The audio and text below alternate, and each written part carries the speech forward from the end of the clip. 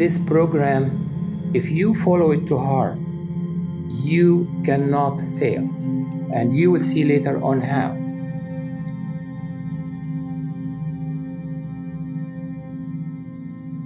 I was taking 2 antidepressants, 1 antipsychotic, and benzodiazepine, 2.5 milligrams of clonazepam. And my wife actually was the one that found the support group, I think about 2012, 2013. At that point, my kidneys, my estimated GFR was, had dropped down to, basically I was going into stage 2 kidney failure. And so anyway, I found the support group, and I came here every 2 weeks for about 2 years. The first 6 months, so depressed, I was so anxious. I didn't even know Hamdi's name. I couldn't remember his name. I didn't really speak much. I just listened. And after about a couple of years, I hadn't figured it out. I mean, prior to the support group, or even the first 2 years, I looked at myself, my situation. I thought, I'm never going to get off these medications. And I said, I just couldn't see a way out. And after coming here for a couple of years, I came here every 2 weeks. And then, I don't know, it started to click. I started meditating, which, one of the keys to recovery. I was always at a high level for exercise. So I started walking. I hadn't done anything for 4 years. I mean, I was basically, I had lost an inch in height. I was sleeping 16 hours a day. My kidneys were failing. I was just an absolute mess. And so I started walking an hour every day, and continued coming to the support group. And it just started to kick in. I started to figure it out, okay, meditate every day, try and get out, try and socialize a little, and change the way you think. The reason that I got the anxiety so bad was because when my mother broke her hip in our house about 6 months prior to passing away, and I blamed myself for her breaking her hip because she got up to close the curtains, and I blamed myself that I didn't get there, to close them. But reprogramming, basically, your brain being neuroplasticity or whatever you want to call it, you can reprogram your thinking, your reconstructing neuron pathways. So I continued walking an hour a day, and I was changing the way I thought. And after about 3 years, from 2010, maybe 2013, I started noticing a difference.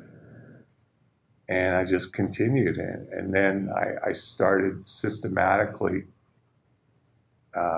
eliminating the medications. I was on 2 antidepressants, an antipsychotic and a benzo, and I got off the antipsychotic first. And then I started on the antidepressants. And it took me, a good year to get off the antipsychotic and the 2 antidepressants. And so all I was left was the benzodiazepine. And by this time, I was an indoor rower. I don't know if you know those erg machines in the gyms, the ones that most people won't get on because they don't like them. They're too difficult. I was a Canadian champion when I was 51. So I was always in pretty good shape. So I went back I started rowing again in 2015. And I started getting fitter, and I told some of my friends and my relatives that I was going to break all my personal bests from when I was 51, and they said, no, that's not possible when you're 10 years older. And I said, oh, just watch me. And the reason I knew I was going to do it is because even though I had reached a fairly high level, I knew that with these new coping mechanisms, I could handle much more stress. And I did. I broke every PB. I eventually broke some world records. It only took me 3 years. So now I'm, top 10 in the world. I just went to Boston, one of the biggest indoor rowing competitions in the world, and I came in second in February. I got off the benzodiazepine.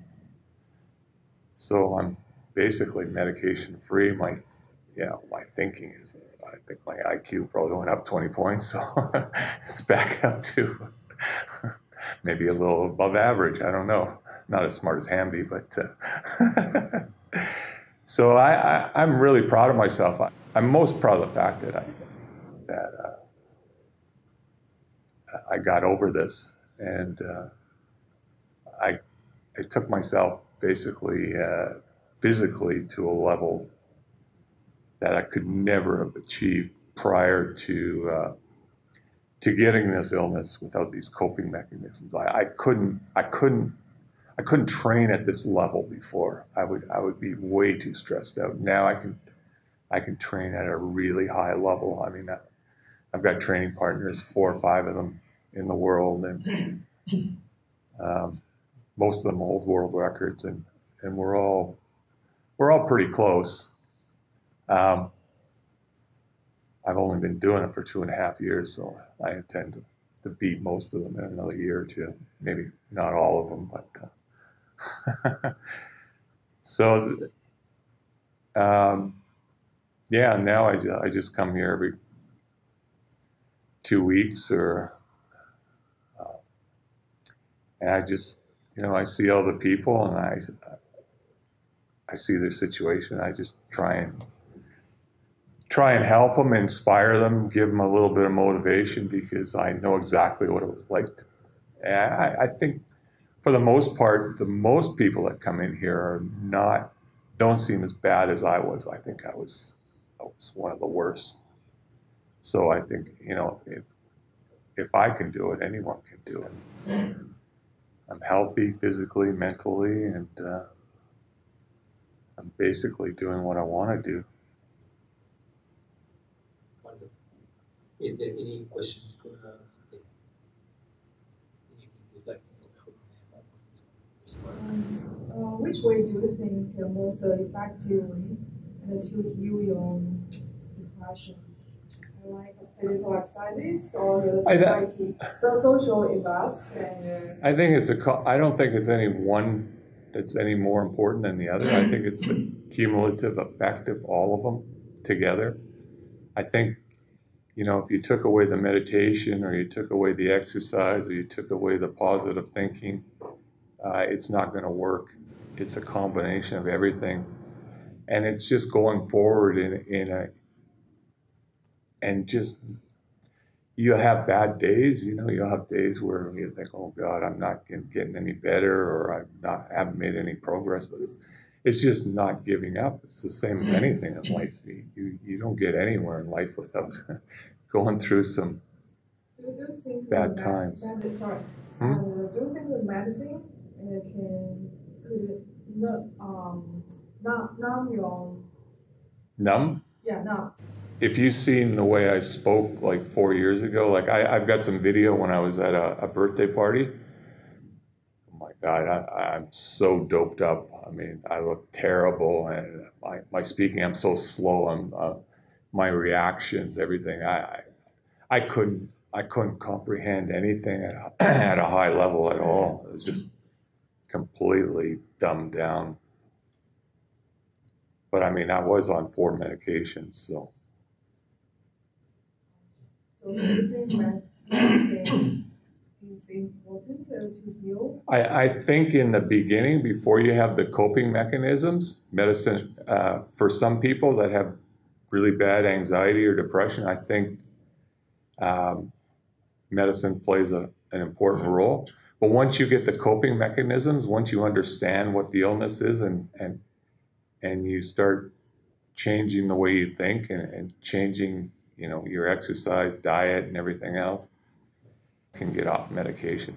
Tori is a prime example. I mean, she was diagnosed as being bipolar, and she was on lithium, and the doctors said she would be on it for life, and she got off it in a couple of years, and she's been doing fine for.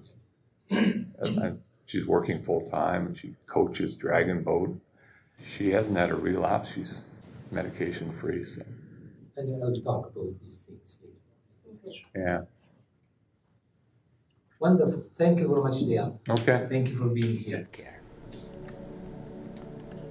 Today I will address the subject of dealing with depression without medication. If somebody has depression and doesn't take medication, what happens?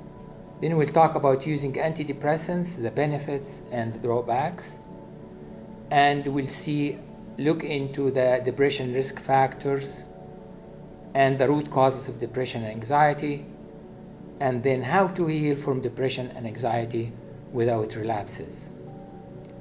Then I introduce the HR Mental Wellness Program. What happens? Usually people get depressed, many people get depressed, and it takes some time to recover. Some people are able to work by themselves, trying to recover on their own. And depression could last for a short period of time, could last for long, depending on the personal situation.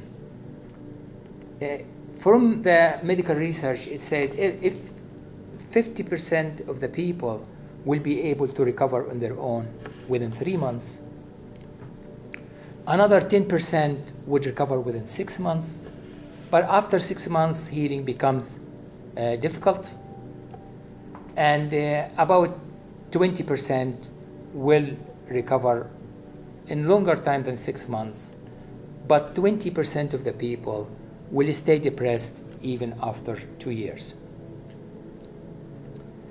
Depression is very debilitating illness, and you really need to consult with a professional to help you go through, because it is too difficult to go on by yourself. And if you have depression, the next bout usually it is deeper and it takes a longer time to recover. So every time it is getting worse, and that's why it is important to address the root causes of depression.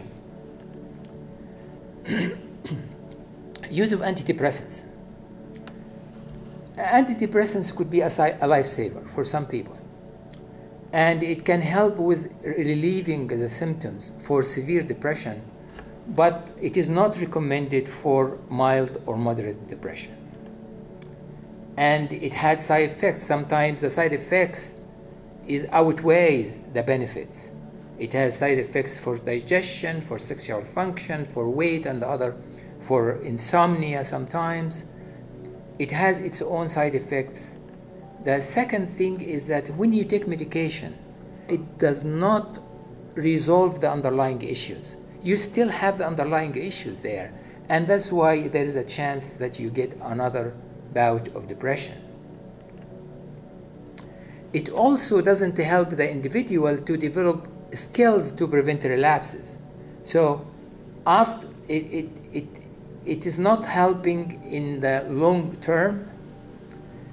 Let's look at relapses. You remember when I talked about the patient who deal with depression without medication? It was found that patients are nearly twice as likely to get another bout of depression if they are on medication and stop taking the medication. So it is the relapse rate is 50%. For every 150 will relapse. In the people who didn't take medication, only 25%. So there is a risk of relapses by using medication. The other thing is that's why people go through the cycle. Take medication, stop, relapse, start taking the medication, and sometimes the doctor may say you may have to use the medication the rest of your life. And the reason is in using medication itself. And if you look at the studies about the pharmaceutical industries, when they do a study for medication, they don't look at the long-term effect. They look only at the short-term, see is effective or not. Is effective in short-term, let it go.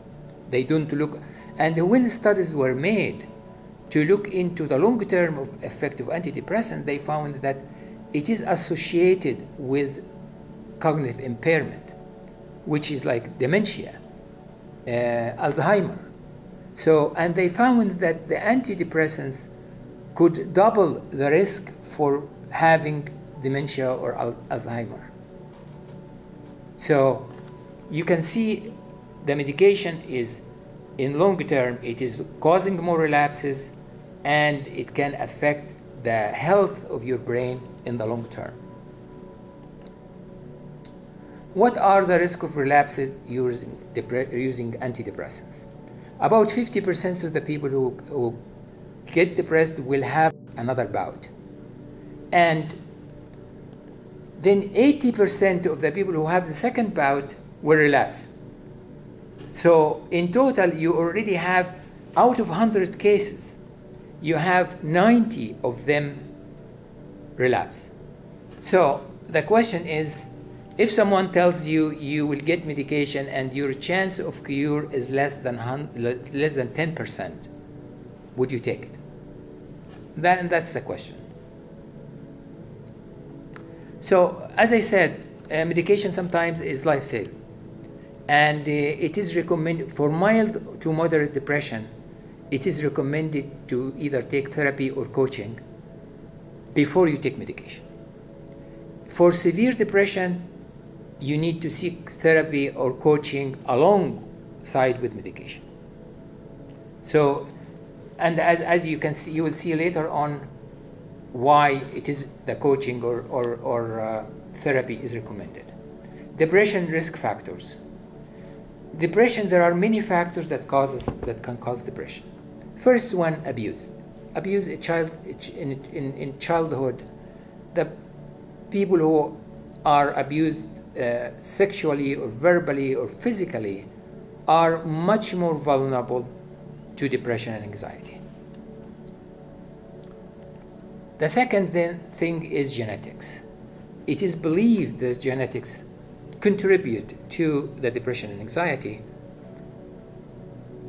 And they kind of, from some research, they attributed about 40% of the risk factors is caused by genetics. But genetics alone does not cause you to be depressed. It is other factors that could collectively drive you to get depressed. There are other certain medications. There are certain medication we take. It can cause the depression or anxiety. And something like beta blockers for high blood pressure, reserpine, benzodiazepines, as a matter of fact, that's taken for anxiety, can cause depression. And some opioids like codeine and morphine. So there are medications that can cause depression and anxiety. And when I see a client, first thing I ask them, what medication are you taking? To see if they are contributing to the issues. Another thing, serious or chronic illness. Somebody has chronic pain, can't sleep well, can't socialize, is not in a good mood.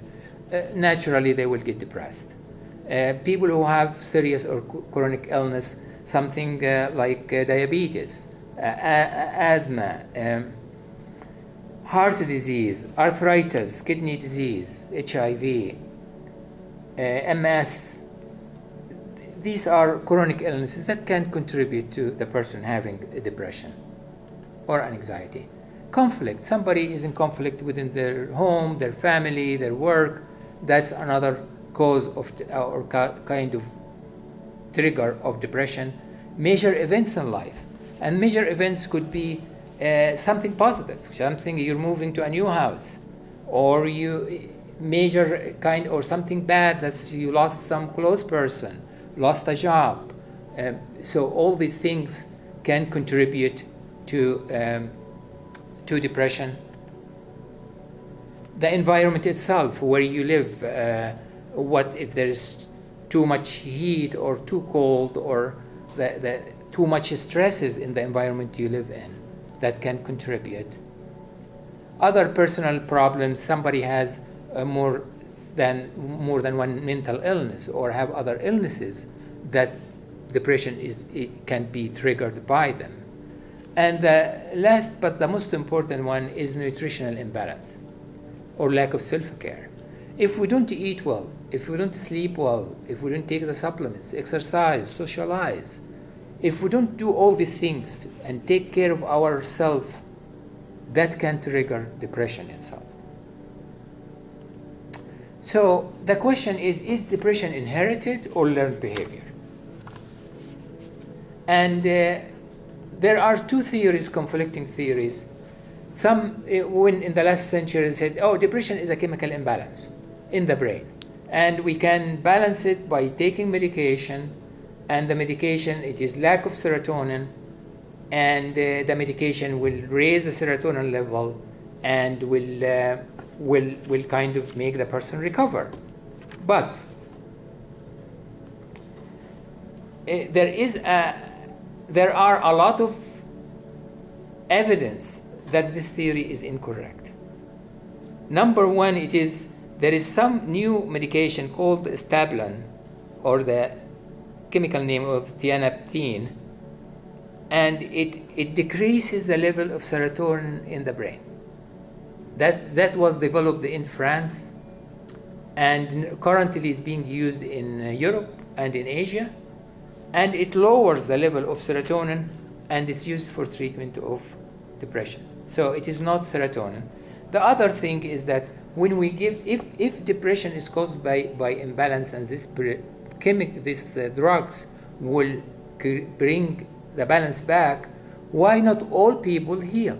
People take medication, 30% of them would not improve at all, and the rest may improve a little bit, but why wouldn't they fully recover if it is lack of chemical imbalance, of lack of serotonin? So this is another thing that we need to know. It is with the progress in neuroscience, we know that the theory is too simplistic to work. The other thing is genetic, because we are more vulnerable to depression, and the reason, number one, we didn't have a gene. We didn't identify a gene that causes depression. It is all based on statistics.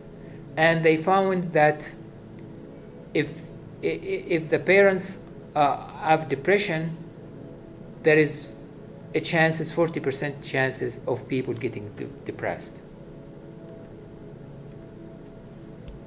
The other thing is that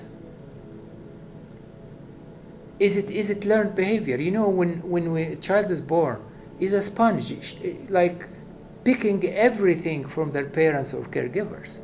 So could it be a kid seeing his father or his mother acting, sleeping all day long, and not take the way she behaves, the way she acts? The kid is learning it. Do you think that's not normal? This is normal. So the kids can pick the anxiety or depression from their parents, from learning from their parents' behavior.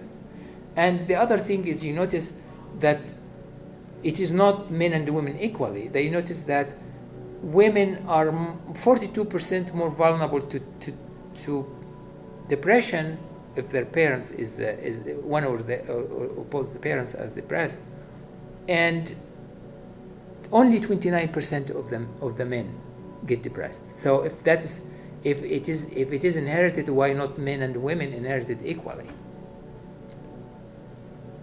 And let me tell you a story about dog cloning, and you'll see what I mean by learned behavior. Do you know how they now they clone dogs and cats? If you have your loved dog is getting old and dying, you can clone him for only $100,000. Cat is cheaper, $50,000. And the way they do it, they take cells from the old pet, and they take the nucleus from the pet and take an egg from another dog and inject the nucleus inside the egg, it becomes fertilized. And they do that work in the US. Then they send the fertilized egg to Korea to have a surrogate mother, a Korean dog surrogate mother, and give birth to the new puppies in Korea. And here is what they found. In Korea, they don't raise dogs as pets. They raise them as livestock. They eat them. So the dogs have fear of people. So when the mother give birth to the puppies and the caretaker go to take care of these puppies, the mother is afraid of the caretaker. Guess what? The puppies picked the same fear from the mother, the surrogate mother. So it tells you that although the puppy came from a very like the original pet that's being cloned, it came from a happy family, a very nice dog, very loving dog, feeling loved.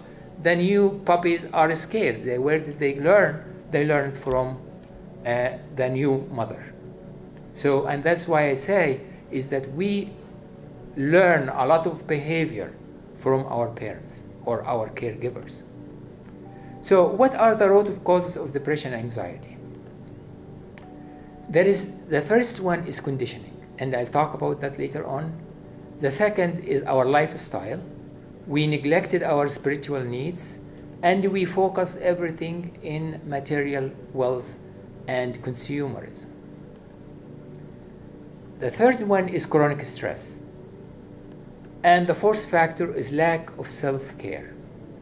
We neglect ourselves to the point where we drive ourselves into depression or anxiety. So let's look at conditioning. You know, when a kid is born, if you look at the new baby, you see they have their own personality. They're so unique from their brothers and sisters.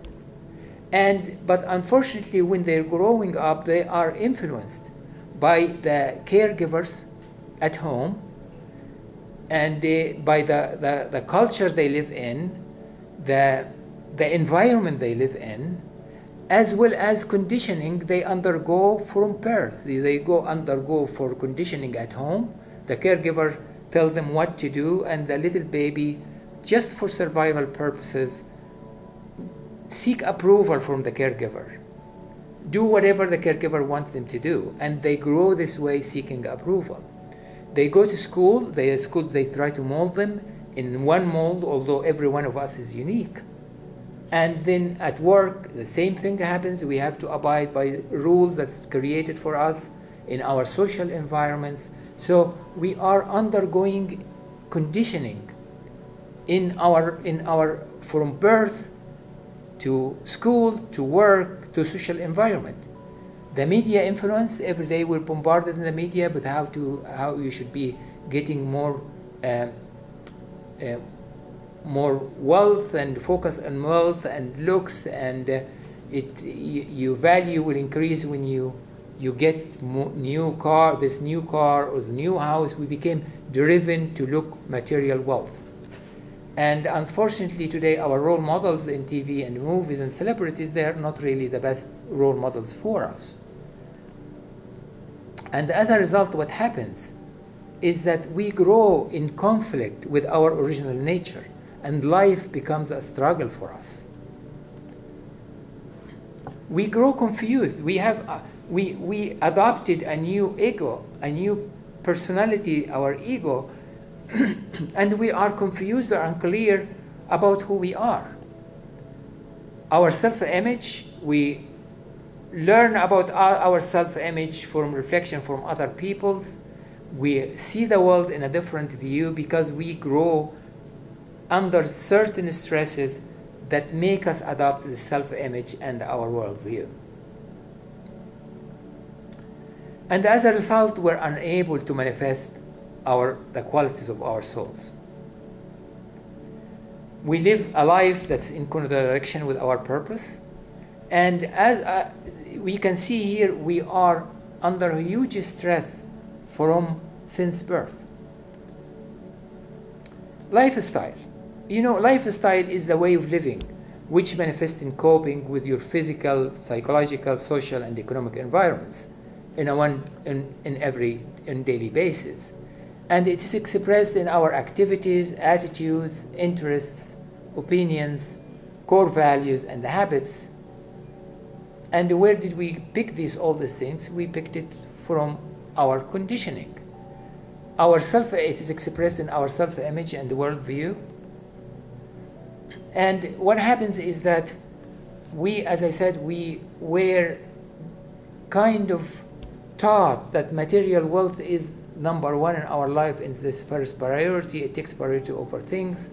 We ignored the spirituality, and I'll talk about that later on. And as a result, we embraced materialism and consumerism.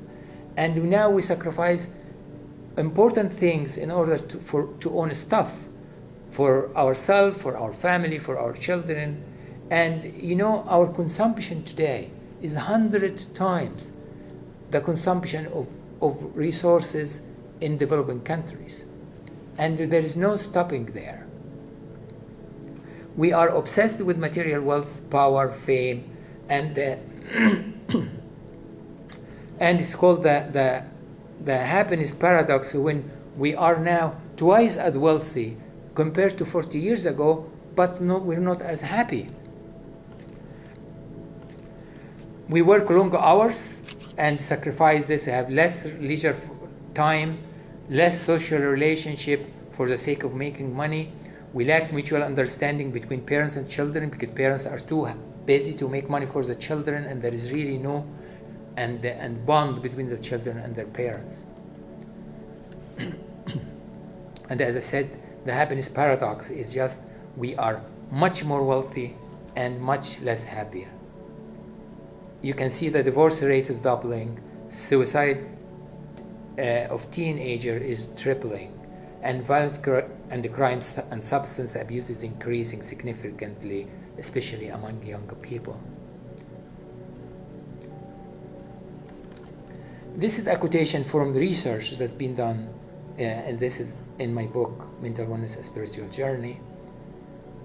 Dr. Kasser, professor of psychology, says, when acquiring more things takes center stage in life and consumption becomes the primary focus, we and our children tend to experience more anxiety and depression, a decreased sense of well-being, and more behavioral and physical problems.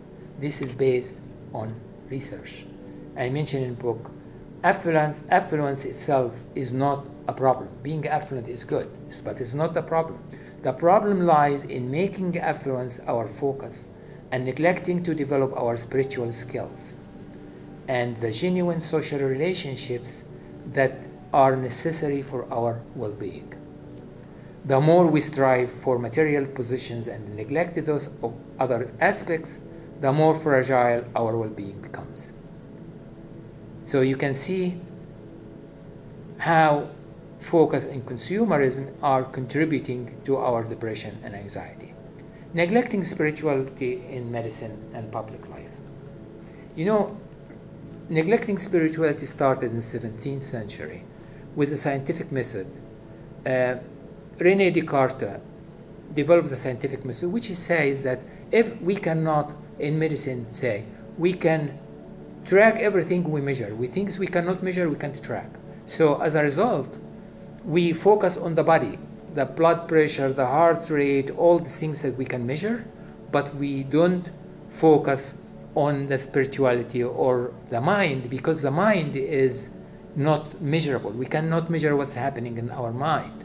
So they separated the body from the mind, and it was the biggest mistake ever happened in Western medicine.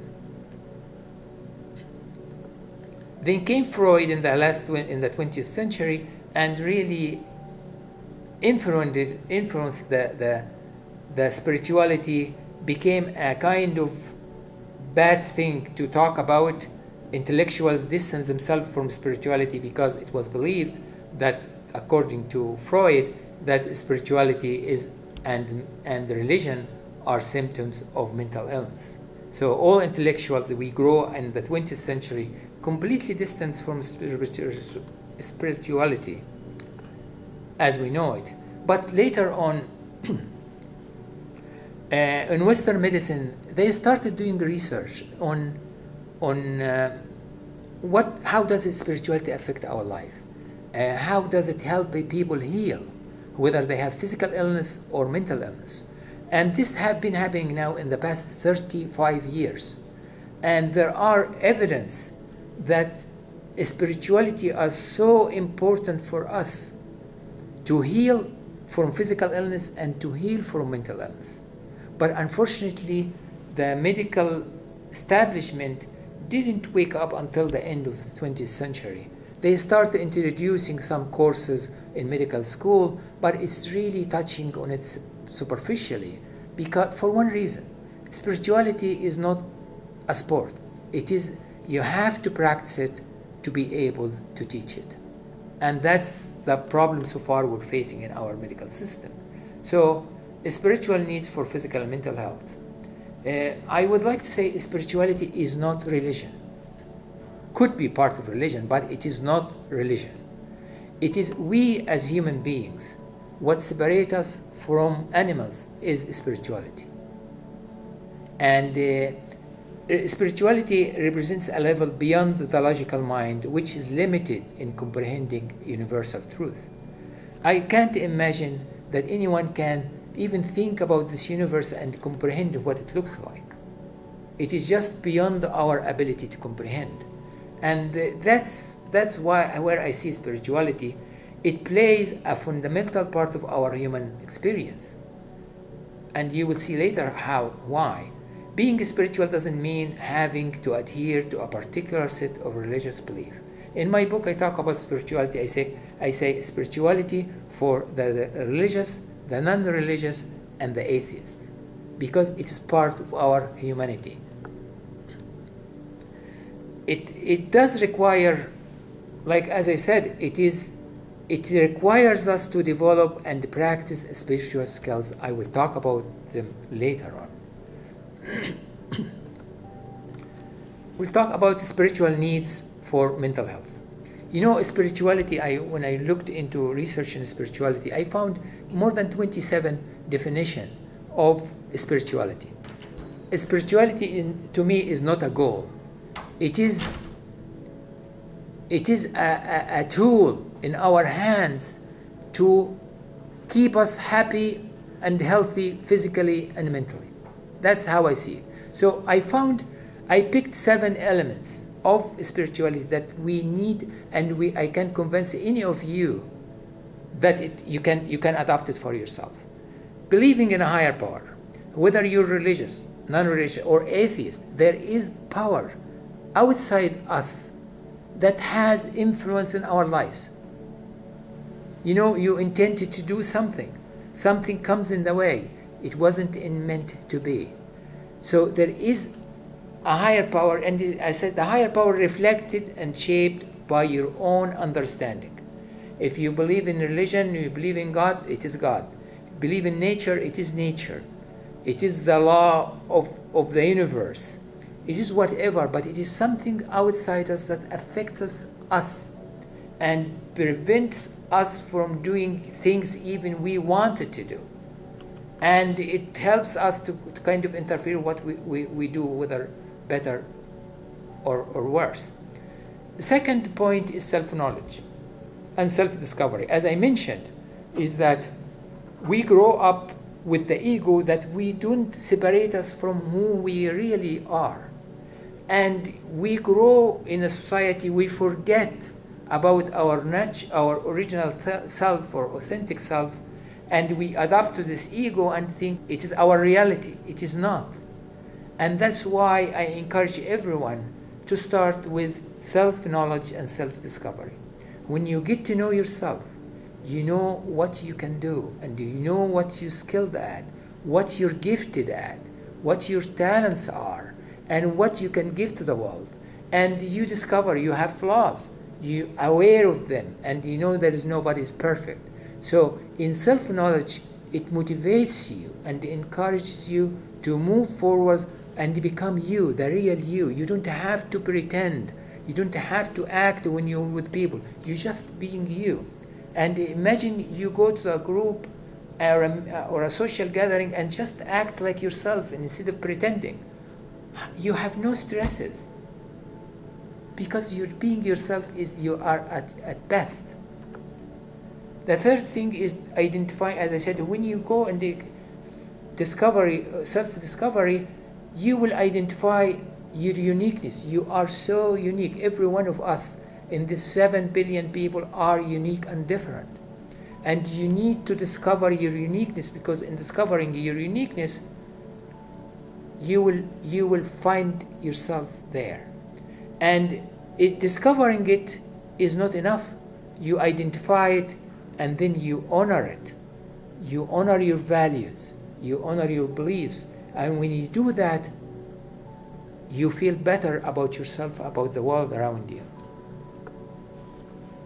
Recovering your authentic self, as I said, the purpose of all this journey so far is recovering your authentic self, the beautiful person you were when you were born, free of pressure of society, pressure of parents, school, and become you, the real you. And this is a joy that you will never identify until you experience it. I promise you that, because I went through the same journey and I know the difference, but it is difficult to describe it. When you adopt this value, and guess what? You start moving in your life becomes so easy and so well prescribed. You start looking, instead of seeking, you realize that material wealth is not your goal. You realize living a meaningful life is your goal. And guess what? When you live a life with purpose and passion, you could never be depressed. And so it is healing process. Being aware of your connection, you are not alone. When you recover yourself and you start honoring your uniqueness, you attract people to you. Your practicing of spiritual skills attracts people to you. Your wealth attracts to you. Everything is attracted to you. You attract what you desire, because it is coming from a sincere heart. Being aware of the connection, and when you feel connected to the universe, you could never feel lonely, because you know the strengths you're connected with your community, with everything around you. The seventh and most important aspect of spirituality is cultivating and practicing your spiritual skills and honoring them at all times. And I'll talk about these things later on. You know, in the past 35 years, as I mentioned, they found that when you practice spirituality, life ceases to be a struggle. If you don't have a struggle in your life, you don't have depression, you don't have anxiety. You seek to live a meaningful life and follow your heart. You know, they tell us, oh, go, your parents, go and get this job or get this career going, and you work so hard to reach this career and reach this professional job, that it was against your interest and against what your original nature is. And after you getting the job, it becomes a source of your struggle. So when you look for life in a meaningful way and follow your heart, you're doing what you love. And when you do what you love, guess what? You succeed. Wealth comes as outcome of doing what you love. Spirituality is shown to have a positive impact on both physical and mental health. As I said, in the past 35 years, this research in heart, people who have heart disease, high blood pressure, cancer, AIDS, all these illnesses improved or healed because of adopting their bringing spirituality in their life. Mental health, they use it for people who have addictions. 12 steps. It is all trying to bring people to spirituality. But the approach I'm mentioning here is basically designed for you to heal from depression and anxiety. Spirituality plays an important role in human experience and contributes to our view of the world. When you bring spirituality into your life, you find your way easily. Your journey for your life becomes so easy and so it's natural, because you're following what your purpose is. You'll be able to contribute the best of your talents and gifts to the world. And most importantly, it helps you to heal, and it prevents you from falling sick again. The third root cause of depression is stress. And stress is defined as a body's reaction to a stimulus perceived as testing, threatening, or calling for rapid change. And stress can be good. There is positive stress. Positive stress motivates you, gets you to get the work done, gets you to achieve your goals. That's positive stress. It's usually short-term, acute stress. The other harmful stress is the chronic stress, the stress that lasts very long time until you burn out. It causes physical illness, it causes mental illness. So that's one thing that we need to be aware of. It can be contributed for, as I said, physical illness, sudden change in your life, sudden changes, moving to another country, moving to another house, getting a divorce, getting married. Whether it's positive or negative, sudden change can cause high stress. Environmental factors like temperature, cold, noise, this can be another contributor to stress. But in the end of the day, stress is not what happens to us. It is our response to what happens. Okay, stress is not what happens to us, it is our response to what happens.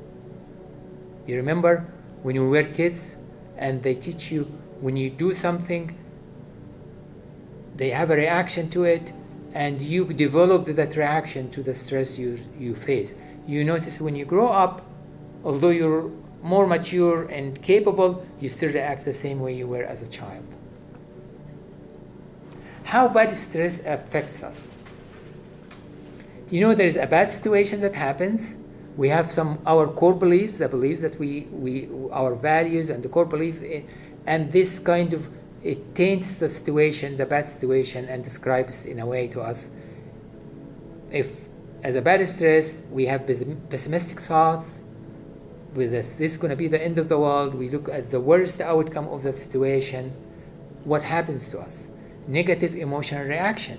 We become very negative, and guess what happens to us when we are under negative emotional stress? Our bodies start secreting hormones that's toxic to us. And in studies about depression, and they found that the part who stores information shrinks. It is smaller in people who have depression than people who have never had depression. And it is believed to attribute to the cortisol, the stress hormone that's secreted in the body in excess.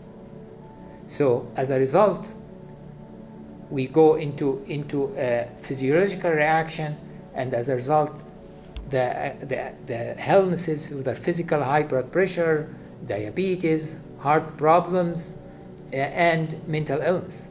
So, and that's a major contributor to our mental and physical illness, as I described here in this scheme. Then You saw in the presentation so far, I talked about the conditioning, I talked about the lifestyle, neglecting our spiritual needs, consumerism, chronic stress, and I talked about the fourth factor, lack of self-care. These are the root causes of depression and anxiety. And this is based on lengthy research in the past 25 years. I did this work, and you can see the root causes of your depression or anxiety.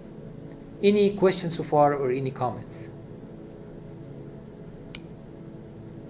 Good. This is really good. This is really reinforcing all the steps that I've taken throughout the years that I've come here and my cancer journey. Absolutely. And here is one thing, is that, like, looking at the root causes, in your opinion, how can we deal with the root causes? Number one, conditioning. What can we do about conditioning? Deconditioning. Okay? Deconditioning. Simple. Conditioning, we remove, get rid of the conditioning we underwent. And you remember when I talked about self-discovery. That's deconditioning. Lifestyle.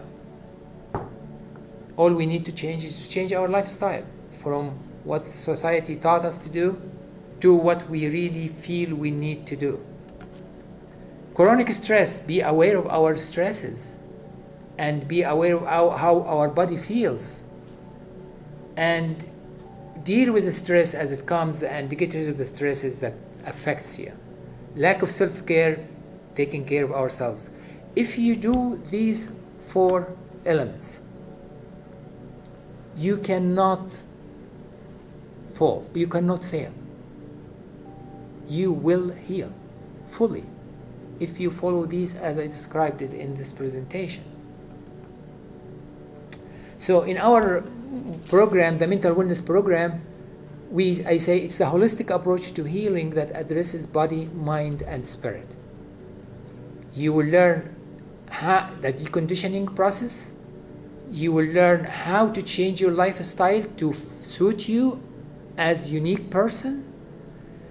You learn stress management skills, and you learn how to practice self-care. These all are our kind of fundamental elements of the mental wellness program. So in deconditioning, I said changing lifestyle, living according to our values and beliefs. So you remember when we were living according to society's values and belief, and you have to make money to be wealthy, to have a bigger home, bigger car? No, I live according to my values and my beliefs. And my values is to live a good life, not to make wealth. You see the point here? Addressing our spiritual needs, understanding what our spiritual needs are, resolving the issue of stress management, and practicing self-care. That's all. So in deconditioning, what happens?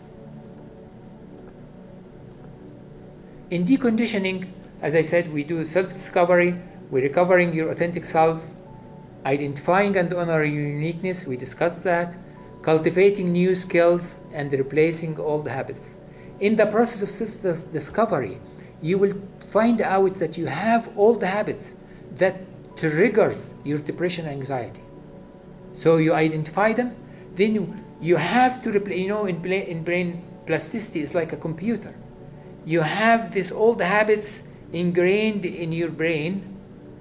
You start creating new habits to override these old habits. When you override the old habits, you have the new habits that's healthy, that's constructive, that makes you feeling better about yourself and about life. It's changing your lifestyle. You start building your lifestyle according to your needs, not according to your society or your parents, your friends. You cultivating and practicing your spiritual skills. What spiritual skills I didn't Say it's like about love, about acceptance, about surrender, gratitude, a charity giving, forgiveness. These are all spiritual skills.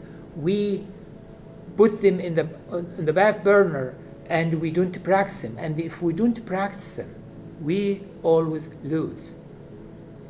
We can make a lot of money, but what's the value of making a lot of money and being happy, being unhappy, being miserable? You know? So these are things, if you follow, you will succeed. Living a meaningful life, when you live a life with meaning and passion, you cannot be anxious or depressed. You see? Stress management. It is really, as I said, stress is a major player in causing us, say that's the straw that breaks a camel's back. Stress. So you have to be aware of giving yourself time to reflect, to be aware of how your body feels. And manage stress as it comes. Is this stress going to be devastating for my life? If it is, can it change my perception of the situation? Can I see it in a better light? Or can I change the situation itself? If I am having a job that's making me miserable, and I can't make myself comfortable in the job, maybe it's better to move on to another job. So it is you're finding your way to manage tolerable stress. No chronic stress. It is tolerable, temporary, and resolvable. Self-care, taking care of your body, sleep well, diet, supplements, exercise, breaks, leisure time, socializing. These are all elements of self-care that the body needs. Socializing, your body needs it as eating. It is as important. So these are the 4 elements. What would you gain out of applying this program? Number 1, you have peace of mind. You're content with your life. You're worry-free. You're enjoying positive emotions. This program will help you to generate within you positive emotions. Gratitude. I teach you about how to practice gratitude daily. So when you practice gratitude, you feel the change in your life. You will enjoy happiness, self-satisfaction, feeling loved. When you change, you attract people. When my focus on making money, I have nobody around me. When I focus on taking care of people around me, they will be around me forever because they feel the love and they reciprocate it. So you're always winning. You will be appreciated and connected. All these comes as outcome of this program. You have a better self-confidence, more self-esteem, because your self-esteem coming from within you, not depending on what people tell you. You have more feel of self-worth. I am worthy. I am unique. I am one of 7 billion people. Rather than, oh God, everybody's better than me. Nobody is better than you when you apply this program. You improve your professional and personal relationship as the change from within you is reflected around you. People sense how you feel and they react to it without you even noticing. So with the changing within you, you will see, here is one thing. I've been running this group for 12 years. This is my 13th year. I tell you, if I take a picture of one guy or girl join the group and picture of them after joining the group, they look 10 years younger. They look much younger, much healthier. I tell them, for some of my clients, I wish I took your picture when you arrived here because you look completely different. And that's, again, it's reflection from within you. Success in your career and personal life. Success comes your way instead of you chasing it. It comes your way. And that's a huge difference in your life. Heal from depression and anxiety and prevent relapse, and that's the most important thing that will happen. prevent physical and mental illness. As long as you adapt your program, this is a lifelong journey. It is not you learn it today and forget it tomorrow. You have to keep at it the rest because every time you practice it, you're becoming a better person. And better person, you get all the good things to you, attract them to you. So as I mentioned here, it is, when I started, I said you can't fail. If you apply this program, you cannot fail. I guarantee you'll be successful, as you can see. If you have all these feelings, if you have all these feelings, if you're happy, if you have self-satisfaction, if you're feeling loved and appreciated, can you be anxious or depressed? There is no way. And that's why I say it's guaranteed. There is no guarantee in medicine. But in this situation, you can see, if you apply the program, you will bring yourself these positive emotions. And when these positive emotions comes in your life, you never get depressed again. And that's really important point. So the mental wellness program, I run the program in 3 formats. The first, support group. It meets once every 2 weeks on Saturday for 2.5 hours. It is by donation. And it is the suggested donation now. I suggest $20 a session. That's $40 a month. If somebody's life is worth $40 a month, you should join the group. And as I said, it requires commitment. The other program is individual coaching. I work individually with sessions available by appointment, and I charge like $80 per session. The money I collect goes to the charity because this charity is run without any money from government or corporations. I fund it myself. I've been funding it in the past 12 years. I started with asked for zero donation or everything. Then I asked for $10 for the group session because I felt people would be benefiting more by contributing. Sessions available by appointment. The workshop, I offer a workshop tailored for individuals over 8 sessions. So these are the 3 formats I offer the mental wellness program, and I encourage you at least join the group. And Dale is a good example, but there are many people who joined, and that's why I continue offering this program, because I see how people's life changes. Workshop, how much is workshop? Workshop about $700. 700? Yes. What to expect? In the past 12 years, clients who applied the program to heart healed fully. Everybody I know of who applied the program healed. It's not just healed fully. Feel happy, live a happy life, and be successful in their life. Because it is everything contribute to you as a person. And in learning these skills, it contributes to your career, it contributes to your personal success.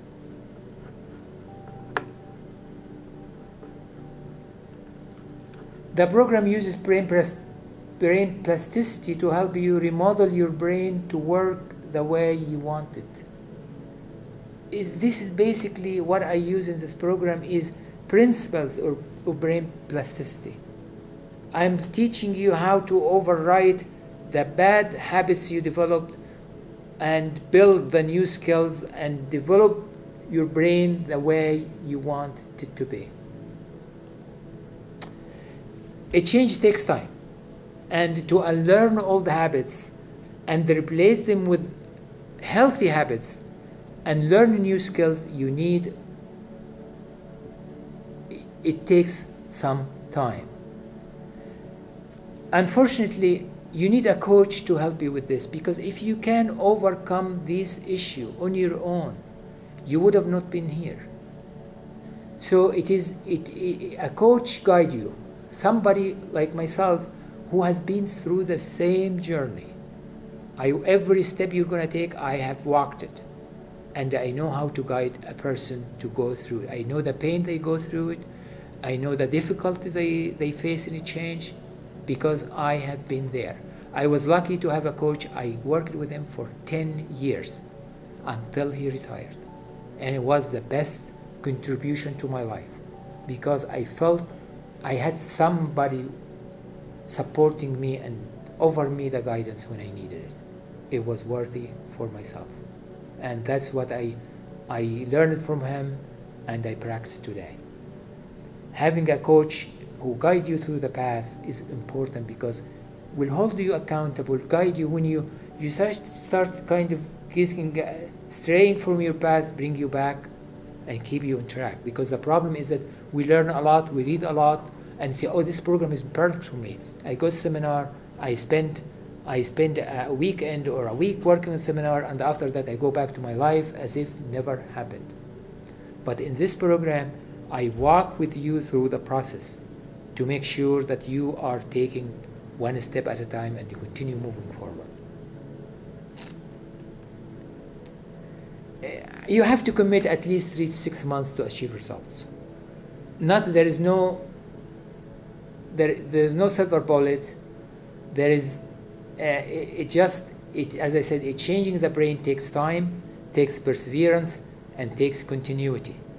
You start the program, you continue with it. Unfortunately, sometimes people come to the group, think, I'm feeling better now, I don't need to come back.